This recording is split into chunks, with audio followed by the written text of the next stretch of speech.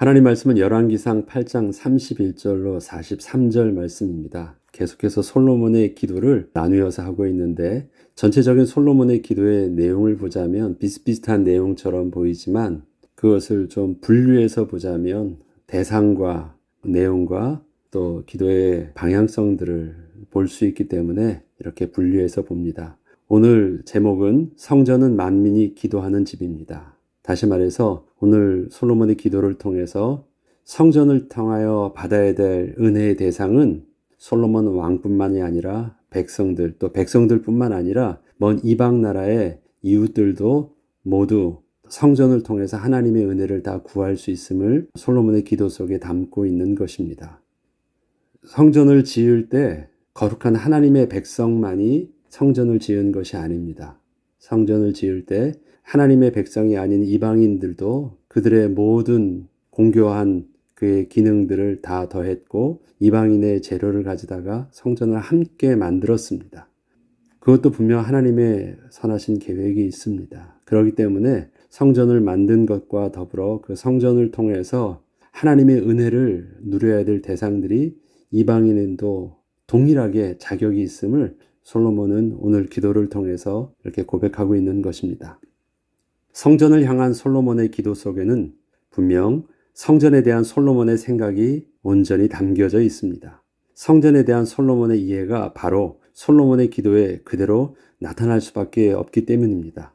8장 26절로 29절에 보면 하나님이 참으로 땅에 거하시리이까 하늘과 하늘들의 하늘이라도 주를 용납하지 못하겠거든 하물며 내가 건축한 이 성전이오리이까 주께서 전에 말씀하시기를 내 이름이 거기 있으리라 하신 곳 이 성전을 향하여 주의 눈이 주야로 보시오며 주의 종이 이곳을 향하여 비는 기도를 들으시옵소서.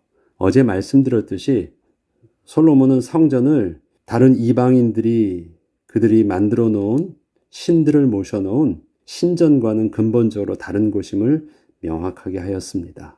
성전은 하나님을 만나는 곳이고 하나님의 은혜를 입는 곳이고 하나님의 시선이 머무는 곳이지만 그렇다고 해서 하나님이 그 성전이라는 그 공간에 제한받아서 그렇게 보관되어 있거나 모셔진 곳은 아니라는 것. 그래서 다른 신전과는 근본적인 다른 영적인 비밀이 있음을 분명히 한 것입니다. 솔로몬은 성전을 하나님께서 그 얼굴을 향하시는 곳으로 고백하고 있습니다. 하나님의 시선이 머무는 곳이라는 것은 하나님께서 다른 우상처럼 그 신전에 계신 것이 아니라 광대하시고 온 우주의 통치자이신 하나님의 은혜가 하나님의 백성을 향하시는 곳이기에 하나님의 백성이 하나님과 그 얼굴을 마주할 수 있는 곳이라는 것을 솔로몬은 고백했던 것입니다. 오늘날의 우리의 교회당과 솔로몬의 성전은 분명 그 기능과 형태가 다릅니다.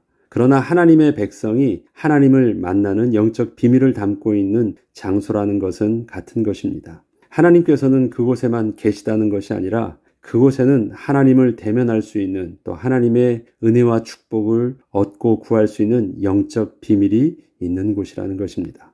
그리고 솔로몬은 성전을 지을 때 단순히 백성들을 종교적으로 통합하려는 통치의 수단으로 건축한 것은 분명 아니었습니다. 성전은 이스라엘 백성들뿐만 아니라 왕인 솔로몬 자신에게도 너무도 중요한 곳이었기 때문이었습니다. 솔로몬의 기도 속에는 성전에 나와 하나님의 복을 얻어야 하는 대상이 왕인 자신과 그리고 백성들 그리고 먼 이웃 나라의 이방인들까지도 포함하였습니다. 때문에 그의 내용에는 우선 왕으로서 하나님의 은혜를 받아야 하는 것을 기도하였고 다음으로 백성들 개개인이 하나님 앞에 나와 받아야 할 은혜를 기도하였습니다. 또한 성전은 혹시 먼 이웃 나라에서도 하나님의 은혜를 사모하여 오게 된다면 동일한 은혜를 베풀어 주시는 장소가 되게 해달라는 기도를 또 함께 하고 있는 것입니다. 솔로몬은 성전을 참된 왕이신 하나님께서 이스라엘을 친히 통치하시는 왕의 보좌가 있는 곳으로 하나님의 주권과 영광이 친히 임하여 있는 곳임을 알고 솔로몬은 세 가지 경우를 들어 하나님께 왕의 통치를 맡기는 기도를 하였습니다. 자신을 위해서 기도할 때 자신이 지금 공적인 왕이잖아요. 그래서 왕의 통치를 위해서 기도할 때는 세 가지 경우를 들어서 왕의 통치를 위해서 기도하고 있습니다. 왕으로서 세 가지의 중요한 역할은 무엇이냐면 재판관으로서의 역할이요, 또 장수로서 앞서 나가서 대신 싸워주는 장수로서의 역할이었고, 또 마땅히 행할 길, 그 나라가 나아갈 길들을 온전히 나아갈 수 있도록 하나님께 통치의 그 길들을 묻고 그 길들을 따라가는 것이었습니다. 왕이 훌륭한 왕이 되기 위해서는 이 세 가지를 잘해야 되거든요. 훌륭한 재판관과 훌륭한 장수와 훌륭한 리더로서, 지도자로서의 역할. 그런데 솔로몬은 그는 자신이 해야 될 일처럼 보였지만 그러한 왕적 사명과 통치를 하나님께 온전히 맡기고 그렇게 해달라는 기도를 그 내용 속에 담고 있는 것입니다.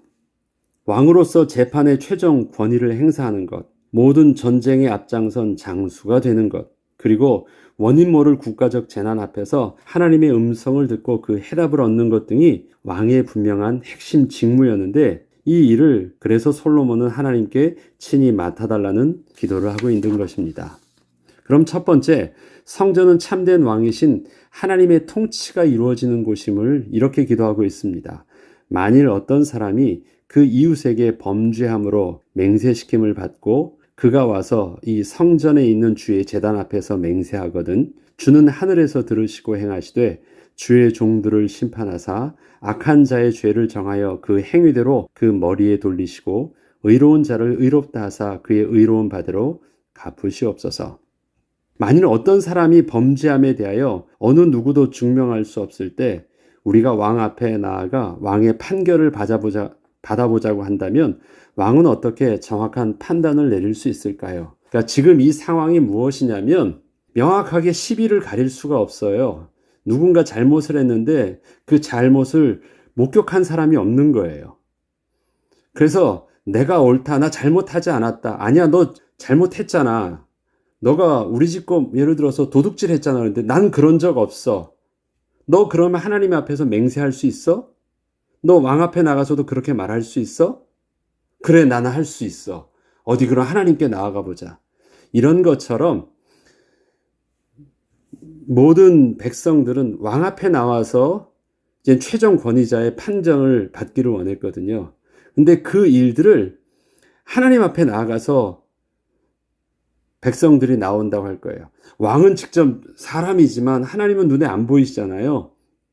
그런데 감히 저들이 만약 하나님 앞에서 하나님의 이름에 맹세를 걸고 나의 무고함을, 무죄함을 증명할 수 있어. 그럼 그렇게 한번 해봐. 나가서 저들이 당당하게 겁도 없이 나와서 하나님 앞에 묻거든 하나님께서 판정해달라는 말입니다. 지난날 솔로몬은 하나님이 주신 지혜로 갓난 아이 하나를 두고 서로 자신의 아이임을 주장하던 일에 대하여 올바른 판단을 내릴 수 있었지만, 그러나 그것은 모든 판단을 다 솔로몬이 그렇게 정확하게 할 수 있다는 것을 뜻하지는 않았기에 하나님께서 친히 이스라엘의 재판관이 되어달라는 기도를 한 것입니다. 그리고 하나님께서 실제로 임재하고 계시다라는 사실들, 이 성전이 그냥 아무것도 눈에 보이지 않는다고 해서 그냥 건물만이 있는 것이 아니라 저들이 하나님의 이름을 두신 곳, 이름을 걸고 와서 이름 앞에서 그들이 맹세한다고 할 때는 하나님께서 친히 하나님의 실제적인 역사를 판정해 달라는 것입니다. 하나님의 이름을 두신 이곳에 하나님의 이름이 망령되이 일컬어지지 않고 친히 하나님의 통치의 주체가 되어달라는 기도를 그래서 솔로몬은 이렇게 기도하고 있는 것입니다. 하나님 앞에 나와서 하나님의 의와 저들을 행한 대로 갚아주시옵소서. 의로운 것이라면 의로운 대로, 그런데 저들이 거짓으로 맹세하고 있는 것이라면 그것에 대한 분명한 하나님의 징계와 진노의 저주를 부어달라고 말하는 것입니다. 이것은 누가 해야 될 역할입니까? 솔로몬 자신이 해야 될 역할인데, 실질적으로 이스라엘의 통치자가 하나님이시기 때문에 성전은 바로 이런 통치의 주체 대신 하나님의 보좌가 있는 곳이라는 것이에요. 언약궤의 뚜껑이 바로 시은좌잖아요. 하나님의 보좌가 있는 곳이라는 것. 이 개념을 솔로몬은 정확하게 알고 이러한 기도를 또 자신의 왕적 통치를 위해서 은혜를 구하고 있는 것입니다. 두 번째는 성전은 장수이신 하나님께서 친히 그 백성을 보호하여 주시는 곳입니다. 만일 주의 백성 이스라엘이 주께 범죄하여 적국 앞에 패하게 되므로 주께로 돌아와서 주의 이름을 인정하고 이 성전에서 주께 기도하며 간구하거든 주는 하늘에서 들으시고 주의 백성 이스라엘의 죄를 사하시고 그들의 조상들에게 주신 땅으로 돌아오게 하옵소서. 다시 전쟁에서 회복시켜달라는 기도입니다. 전쟁에서 패하게 되는 국가적 사건은 지난날 이스라엘 백성들이 블레셋과의 전쟁에서 언약궤까지 빼앗겼던 사건을 기억하게 합니다. 그때에는 이스라엘의 지도자였던 장로들이 하나님을 온전히 섬기지 못했던 자신들의 그 죄를 스스로 깨닫지 못하고 하나님을 마치 이방의 우상신들 섬기는 것과 비슷하게 섬기고 있었거든요. 그래서 언약궤도 우상신처럼 받들고 있었던 그런 영적으로 타락하였고 하나님의 이상이 하나도 보이지 않던 시대였습니다. 그때는 이스라엘의 지도자였던 장로들이 하나님을 온전히 섬기지 못했던 자신들의 죄를 스스로 깨닫지 못하였습니다. 오히려 마치 하나님이 언약궤 안에 계신 것처럼 생각을 하고 언약궤를 전쟁터로 가지고 나와서 전쟁에 임했던 그 실수를 이제는 다시 하지 않겠다는 것이었습니다. 지난날은 그렇게 실수를 했잖아요. 그래서 그 전쟁에 나가서 이스라엘 백성들이 얼마나 많이 죽임을 당하였고 심지어 언약궤까지 빼앗기는 그런 수치를 당했고 그러한 고통을 당했습니까? 솔로몬은 그 기억을 정확하게 알고 있습니다. 그래서 혹시 이스라엘 백성들이 또다시 전쟁을 하게 되었을 때 패하게 되면 옛날처럼 그렇게 어리석게 성막에 있던 언약궤를 가져와서 그걸 가지고 뭐 하려고 하지 않고 이 성전에 직접 이젠 그들이 나와서 끌고 가지고 오는 것이 아니라 하나님께 나아가서 하나님께 회개하고 은혜를 구하면 하나님께서 친히 장수가 되어주셔서 싸움에서 승리하여 주시고 우리를 보호해 달라고 하고 다시 회복시켜 달라는 기도를 하고 있는 것입니다. 이스라엘 백성들은 이 기도가 어떤 의미인지를 알고 있어요. 왜? 지난날의 실수를 알고 있기 때문에. 바로 성전은 언약궤를 보관했던 성막과는 다르게 정말 이젠 하나님이 임재하시는 곳으로 하나님께 나와서 은혜를 구할 때 하나님이 친히 통치하시고 장수가 되어주셔서 보호해 주시는 은혜의 비밀이 담겨 있다는 것입니다.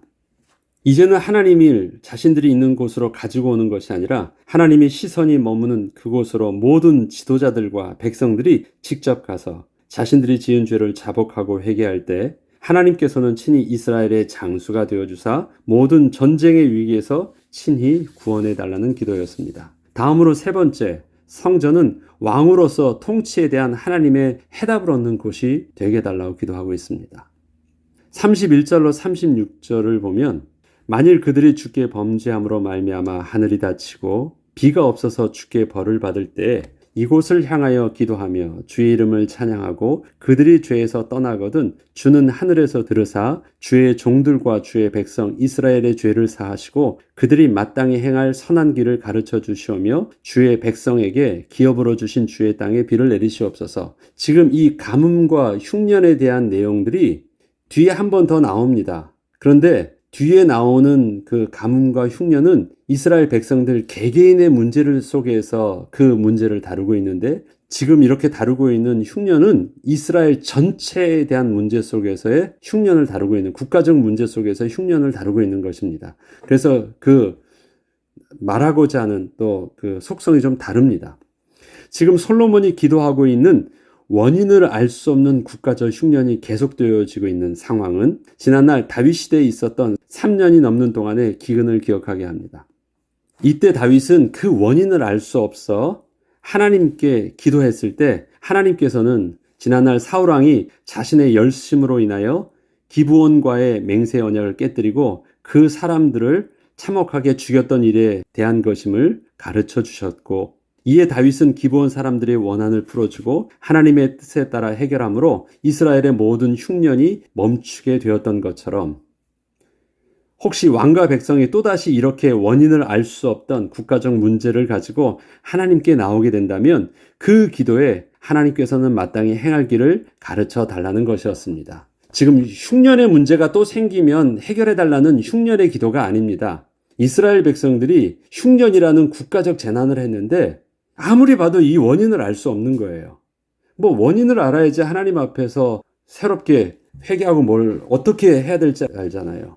3년이나 계속된 그 길에 대해서 그래서 다윗 왕의 입장에서는 어찌할 수 없어서 하나님께 그 원인을 구하였고 뜻을 구하였을 때 하나님이 해답을 주셨던 것처럼 이스라엘의 이렇게 당황스러운 또 국가적 문제 속에서 왕이 고민을 하고 있을 때 어떻게 판단을 하고 어떤 길을 행해야 알 수 없을 때 하나님께서 그 길들을 가르쳐 주셔서 올바른 길로 나아갈 수 있도록 하나님께서 우리의 올바른 지도자요, 또 하나님의 인도하심을 받게 해달라는 기도를 하고 있는 것입니다. 왕으로서 올바른 지도력을 행사하고 왕으로서 장수의 올바른 보호를 할 수 있고 왕으로서 올바른 재판관을 할 수 있는 것. 근데 이러한 모든 것을 왕인 솔로몬이 하나님이 친히 이젠 이스라엘의 진정한 왕이시니까 비록 내가 왕이지만 왕인 내 자신이 하나님 앞 성전을에 나와서 하나님의 은혜를 구할 때 하나님께서 통치의 주체가 되어 주시옵소서 그렇게 기도한 것입니다. 이처럼 솔로몬의 제일 첫 번째 기도 제목은 왕으로 있던 자신을 위한 기도로서 비록 솔로몬 자신이 이스라엘의 왕으로 서 있지만 하나님께서 이스라엘의 실제적 통치자가 되어주셔서 하나님의 백성을 다스려 주시고 보호해 주시며 선한 길로 인도해 달라는 기도였습니다. 이러한 솔로몬의 기도는 사실 이스라엘의 왕이라면 자신이 왕으로서 통치를 시작하기 전에 모두 이렇게 성전에 나와 먼저 하나님께 은혜를 구해야 하는 내용이었습니다. 이스라엘 백성들의 왕이 그 다음으로 계속 서게 될 것입니다. 모든 왕들이 다 대리 통치자로서 자신의 위치를 깨닫고 있다면 이렇게 하나님께 나와 그렇게 구해야 되는 내용이었던 것입니다. 다윗은 이 기도를 그는 평생에 할 수 있었고 솔로몬도 그 비밀을 알고 그렇게 기도하고 있었지만 솔로몬의 이러한 기도는 솔로몬의 통치의 초기에 있었고 솔로몬은 이러한 자신의 모습을 스스로 잃어버리면서 그의 인생의 말년에는 많이 후회하는 모습으로 바뀌어 있는 솔로몬의 모습을 우리는 보게 되는 것입니다. 이것이 솔로몬 자신의 왕적 사명을 위해서 성전에서 받아야 될 은혜를 구한 기도였다면 그 다음은 그 대상의 백성들을 위해서 성전이 또 은혜의 장소가 되기를 기도하고 있습니다. 그래서 성전은 주의 백성들이 무슨 기도나 간구를 드리는 곳이라 표현합니다. 무슨 기도라는 뭐예요? 개개인마다 얼마나 다양한 그 문제들과 또 입장들과 또 시시콜콜한 개개인의 그 사연들이 있겠어요. 개인적으로 이제 하나님 앞에 나와서 기도할 때입니다. 성전은 공적 기도만 하는 국가적 장소뿐만 아니라 개개인이 하나님을 만나는 그러한 은혜와 위로의 장소가 되어달라고 기도하는 것입니다.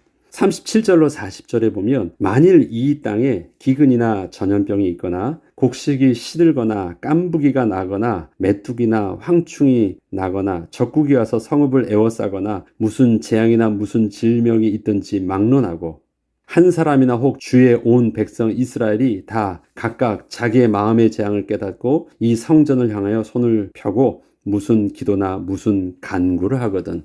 지금 나열했던 모든 문제들은 다양한 개개인들이 그 문제 앞에서 다 자신들이 느껴지는 하나님 앞에서 범죄함이든 간절함이든 고통이든 굉장히 다양한 것입니다. 하나로 딱 규정할 수 없지만 그런 모든 고통들에 대해서 저들이 하나님 앞에서 은혜를 구하고 자신들의 입장 속에서 하나님께 기도할 때 하나님께서는 그러한 모든 저들의 기도를 세밀하게 들어주시고 이렇게 말씀하십니다. 주는 계신 곳 하늘에서 들으시고 사하시며 각 사람의 마음을 아시오니 그들의 모든 행위대로 행하사 갚으시옵소서. 주만 홀로 사람의 마음을 다 아심이니이다. 왕이 어떻게 시시콜콜 다 알 수 있어요. 저들이 억울합니다, 원통합니다 해서 아무리 왕께 나와서 한다 할지라도 할 수 없잖아요. 근데 이 성전에 향해서 진정의 통치자이신 하나님께 기도하면 하나님은 세밀하게 다 들어달라는 그 기도를 하고 있는 것입니다. 그리하시면 그들이 주께서 우리 조상들에게 주신 땅에서 사는 동안에 항상 주를 경외할 것입니다. 그리하시면 주님께서 이스라엘의 참된 통치자로서 온전히 서게 하실 것입니다. 성전은 바로 하나님의 통치의 그 좌소입니다. 하나님의 왕의 보좌가 있는 곳임을 저들이 알고 그렇게 나오는 곳입니다. 이처럼 성전은 하나님의 백성이 하나님을 만나는 곳입니다. 성전에서 하나님의 백성들 개개인들이 그들의 다양한 문제들을 각기 가지고 나와 기도할 때 하나님께서는 저들 하나하나의 기도를 들어주시고 세밀하게 응답하여 달라고 기도하고 있습니다. 성전은 이스라엘 국가 전체를 위한 공적 장소이기도 하지만 개개인이 하나님의 은혜를 구하는 장소이기도 한 것이기에 백성들이 하나님 앞에 나와 기도할 때 하나님의 크신 은혜와 위로가 있기를 구하는 것이었습니다. 마지막으로 성전은 먼 지방에서 온 이방인이라 할지라도 하나님의 은혜를 얻을 수 있는 곳임을 고백하고 있습니다. 41절로 43절에 보면 또 주의 백성 이스라엘에 속하지 아니한 자 곧 주의 이름을 위하여 먼 지방에서 온 이방인이라도 그들이 주의 크신 이름과 주의 능한 손과 주의 펴신 팔의 소문을 듣고 와서 이 성전을 향하여 기도하거든 주는 계신 곳 하늘에서 들으시고 이방인이 주께 부르짖는 대로 이루사 땅의 만민이 주의 이름을 알고 주의 백성 이스라엘처럼 경외하게 하시오며 또 내가 건축한 이 성전을 주의 이름으로 일컫는 줄을 알게 하옵소서.